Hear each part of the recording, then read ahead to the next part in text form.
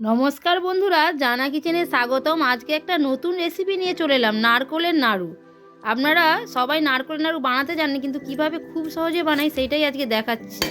দেখুন, নারকোলটাকে প্রথমে ফাটিয়ে জলটা ফেলে দিলাম। নারকোলটা খুব সুন্দর, একদম পুড়েওছে খুব ভালো নারকোলটা। নারকোলটা কুড়িয়ে নিলাম ভালো করে কুড়ুনির সাহায্যে। এবার নারকোলটা একটা প্যানের মধ্যে দিয়ে দিলাম।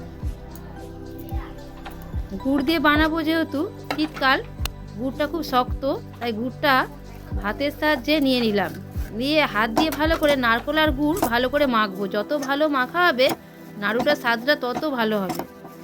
গুড় আর নারকোল মাখা হয়ে গেছে। এবার দিয়ে দিলাম দুটো এলাচ ফাটিয়ে। এবার প্যানটা গ্যাসের মধ্যে জ্বালিয়ে দিয়ে প্যানটা বসিয়ে ভালো করে নাড়াচাড়া করে একদম ভাজা ভাজা করে নেবো, যতক্ষণ না নারকোলটার মধ্যে এরমভাবে একটু আঠা আঠা চিটচিট ভাব আসছে।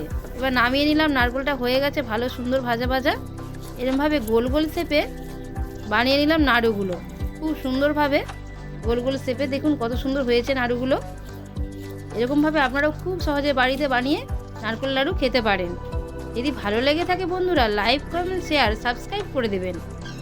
দেখুন কতগুলো, একটা নারকেলে কতগুলো নাড়ু হয়েছে।